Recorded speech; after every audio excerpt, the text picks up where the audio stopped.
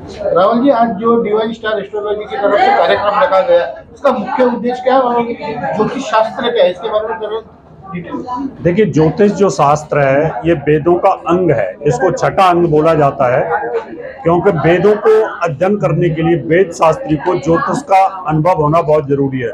जिस वेद शास्त्री को ज्योतिष की नॉलेज नहीं होती है वो पूर्ण रूप से वेद शास्त्री नहीं माना जाता, क्योंकि वेदों में हवन करने की रीति का विधान जो होता है और वो ज्योतिष की काल गणना के अनुसार हम बता सकते हैं कौन से समय पर कौन सा हवन और कौन सी आहुति देनी चाहिए। उसके हिसाब से आप चाहें तो जो भी हवन के माध्यम से कर सकते हैं।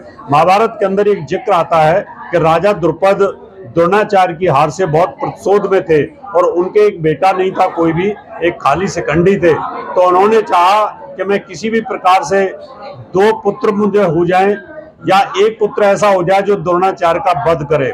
तो इसलिए उन्होंने एक यज्ञ करने की ठानी और यज्ञ से यह संभव था। तो वेदाचार्यों को इस बात के बारे में पता चला कि द्रुपद जो है वो एक यज्ञ करना चाहते हैं। तो किसी ने बताया कि याज जो है, याज ऋषि वो वेदाचार्य भी हैं, यज्ञों के स्पेशलिस्ट हैं और वो इस प्रकार का यज्ञ जानते हैं। जब उनसे पूछा गया तो उन्होंने कहा कि यज्ञ करने का एक टाइम होता है और उस टाइम की गणना ज्योतिष से आती है।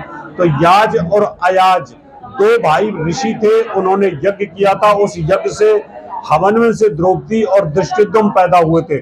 इसलिए वेदाचार्य के लिए ज्योतिष की गणना, काल गणना, ग्रह नक्षत्रों का मूवमेंट जो भी होता है उसकी गणना ज्योतिषी के पास होती है और ज्योतिषी उसके आधार पर मनुष्य का फ्यूचर बता सकता है कब कौन सी घटना घटित होती है। इसलिए ज्योतिष के सम्मेलन में आज जो यहाँ पर हुआ डिवाइन के माध्यम से, जिसमें नितिन गोटी जी, राधेश्याम सोनी जी, पूनम पाटिल जी और सुनीता झा जी ने जो प्रोग्राम ऑर्गेनाइज किया है, इस प्रोग्राम में जितने भी बड़े बड़े विद्वान आए हैं वो विद्वान अपनी जितनी भी रिसर्चेज होती हैं वो सामने जितने भी और विद्वान आते हैं उनको उसको डिलीवर करते हैं, उसको बताते हैं कि हमने ये शोध किया है, आप भी इसको रिसर्च करिए।